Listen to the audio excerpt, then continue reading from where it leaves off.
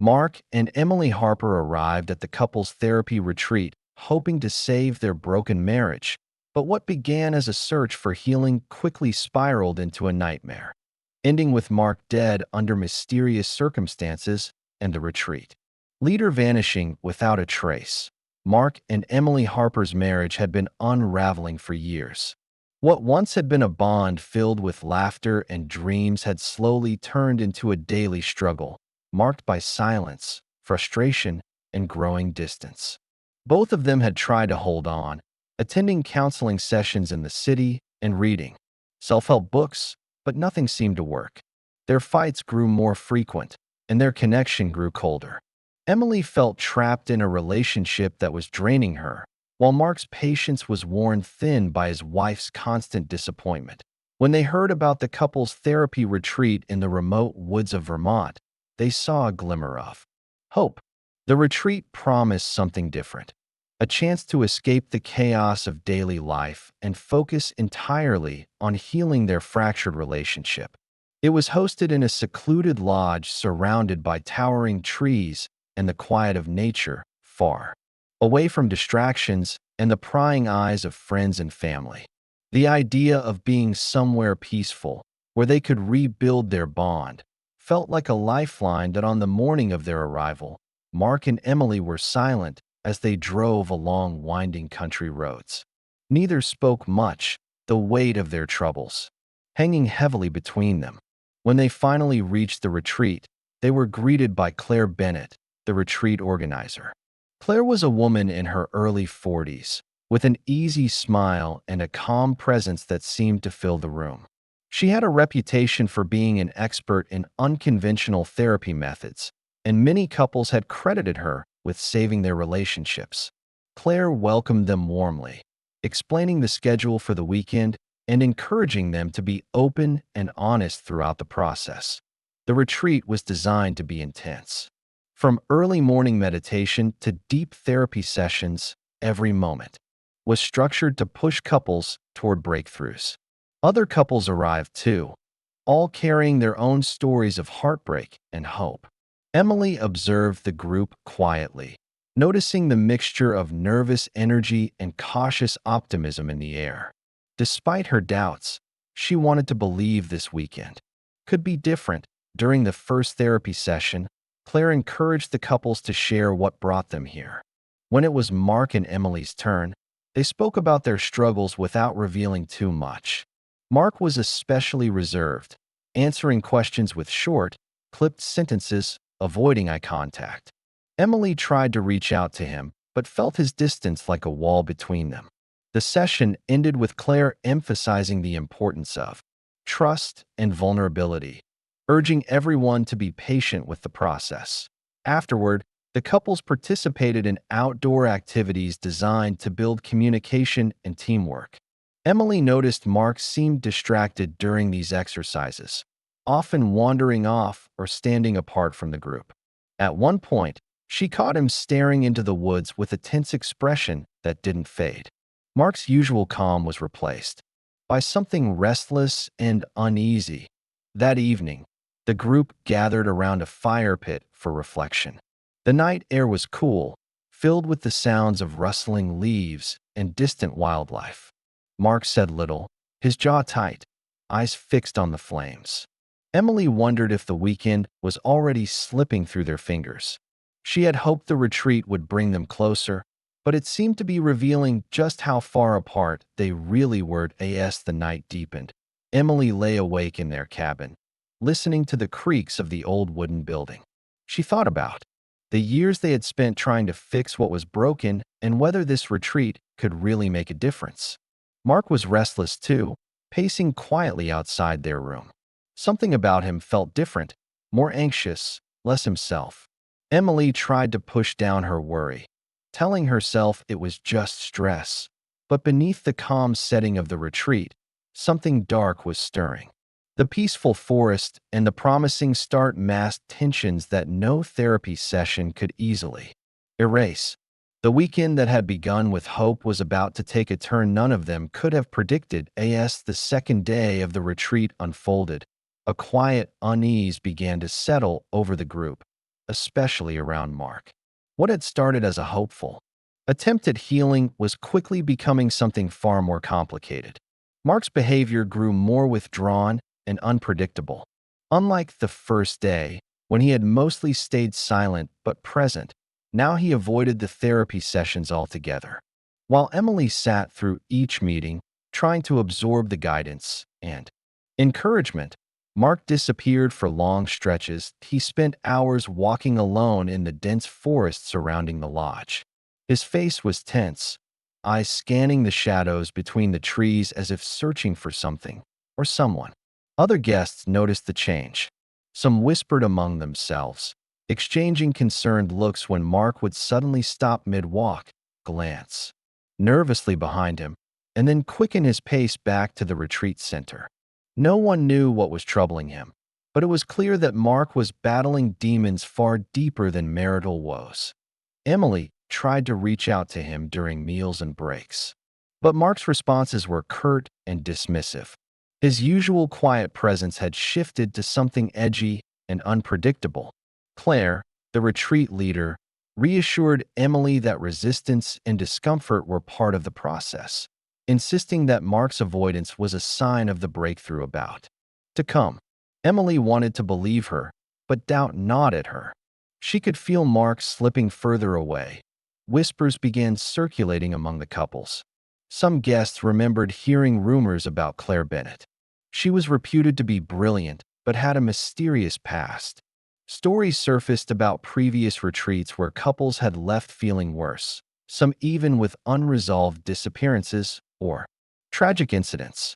Most dismissed these stories as urban legends or exaggerations, unwilling to believe that someone like Claire could be involved in anything sinister. Still, the rumors cast a shadow over the retreat. Meanwhile, Mark's uneasy interactions with Claire caught the attention of several attendees. During private moments, he would speak quietly with her, but his expression darkened afterward. At times, he seemed almost frightened, avoiding eye contact and visibly shaken when leaving her presence. Some guests speculated that Claire was manipulating Mark, exploiting his vulnerabilities under the guise of therapy. Others thought Mark might be hiding something from the group. Emily's anxiety grew with each passing hour. Mark's sudden mood swings and secretive behavior unsettled her deeply. She wondered if the retreat was doing more harm than good. Despite the serene surroundings, tension thickened in the air like a storm waiting to break. Emily kept watch over Mark, but his walls were higher than ever. On the evening of the second day, a group exercise designed to promote trust took an unexpected turn. Mark refused to participate, retreating instead to a solitary spot near the woods. Emily followed at a distance, hoping to understand his turmoil. What she saw alarmed her. Mark standing rigidly at the edge of a small clearing, his gaze fixed on the dark tree line as if expecting someone to emerge. Suddenly, Mark pulled out his phone and quickly typed a message. He looked around nervously before slipping back toward the lodge. The cryptic nature of his actions deepened Emily's fear. Was Mark trying to send a warning or call for help? And from whom? The questions piled up, but no answers came. The retreat's peaceful facade was cracking. Beneath the calm veneer, old wounds were reopening and new fears were taking root. Guests began to question the true purpose of the retreat and Claire's intentions. The mystery surrounding Mark's behavior and the retreat itself grew darker, setting the stage for a night that would change everything. Late into the second night, the retreat's tranquil silence was shattered by a scream so piercing it seemed to cut through the stillness of the forest itself. The sharp cry jolted everyone awake, sending waves of panic through the cabins. Guests scrambled out into the cool night air, confusion and fear etched across their faces. The fire pit and softly lit lodge suddenly felt distant and fragile, overshadowed by the unknown danger lurking just beyond the tree line. Mark Harper was missing. Within minutes, a small group of guests and retreat staff rushed toward the edge of the forest, following faint sounds and glimpses of movement. What they found was chilling. A twisted, broken figure lying motionless near the steep ravine that bordered the property. Mark's body was contorted in an unnatural way, his clothes torn, and a dark stain spreading across his shirt. It was clear he had fallen from the cliff, but the circumstances were anything but clear. Emily, frantic and overwhelmed, was led to the scene, her heart pounding with disbelief. She had last seen Mark just hours earlier, sitting quietly in the common area, seemingly tired but unharmed. Now, everything had changed in an instant. The peaceful retreat meant to heal wounds had become the setting for a devastating tragedy. Claire Bennett, the retreat organizer, maintained a calm and measured demeanor, quickly taking control of the situation. She reassured everyone that emergency services had been contacted and promised to cooperate fully with investigators. Her voice was steady, but some guests noticed a flicker of something unreadable in her eyes, a shadow behind the calm. With the retreat located deep in the woods, it would take several hours for help to arrive. During that time, the guests were asked to remain in the lodge while the local authorities began their initial inquiries.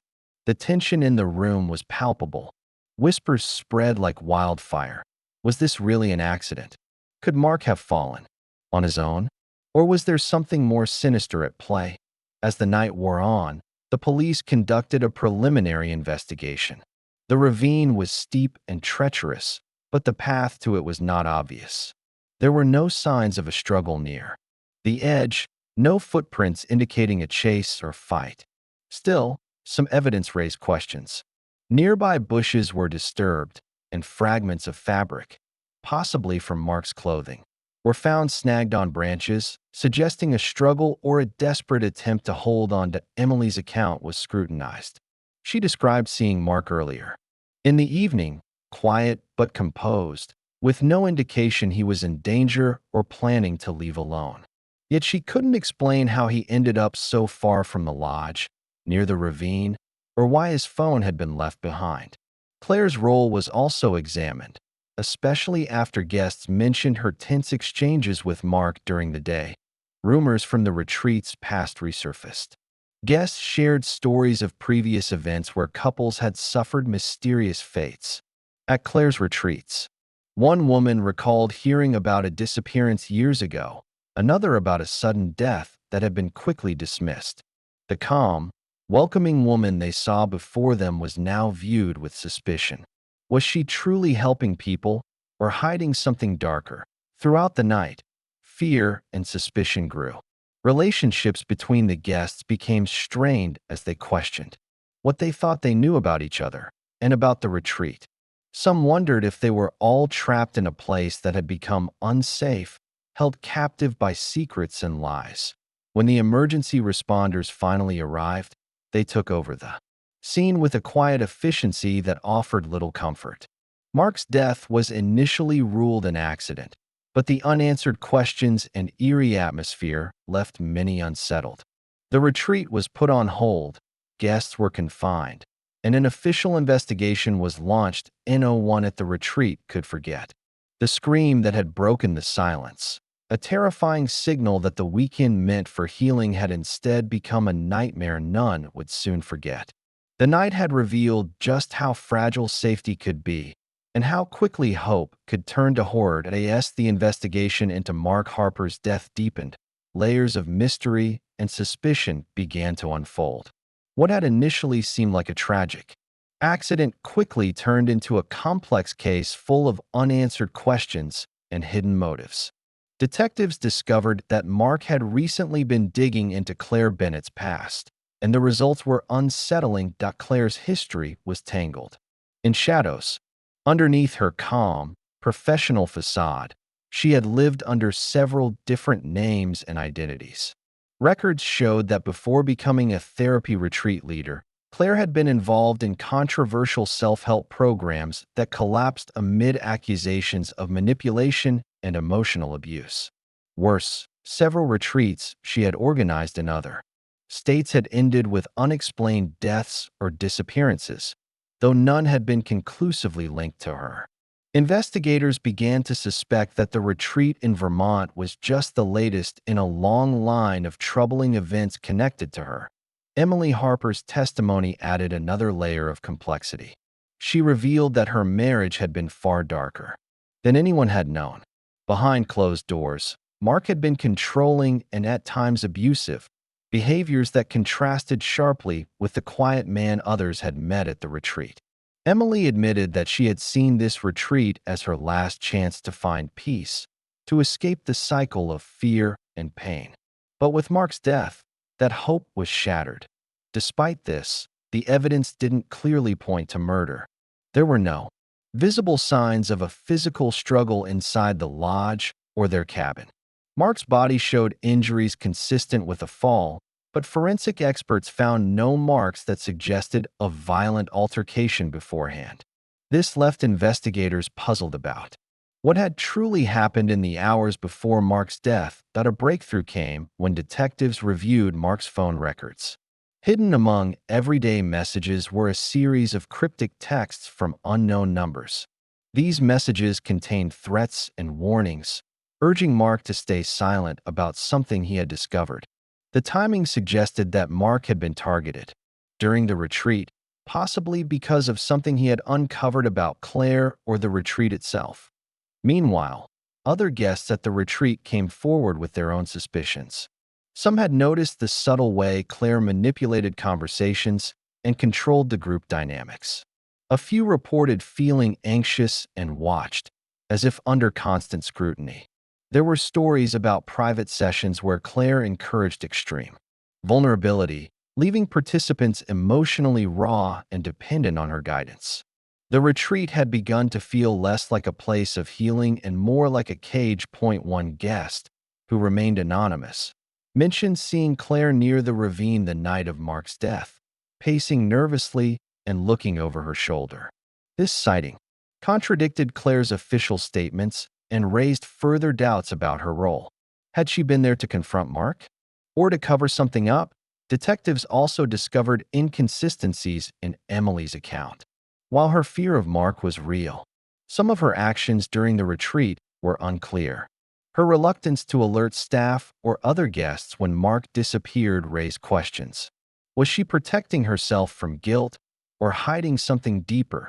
The investigation turned inward, focusing on the intricate relationships and power dynamics within the retreat. It became clear that beneath the surface of therapy and hope lay secrets, manipulation, and fear. Mark's death was not just an accident, but a tragic consequence of tangled lives and dark histories. Claire's past, Mark's hidden threats, Emily's trauma.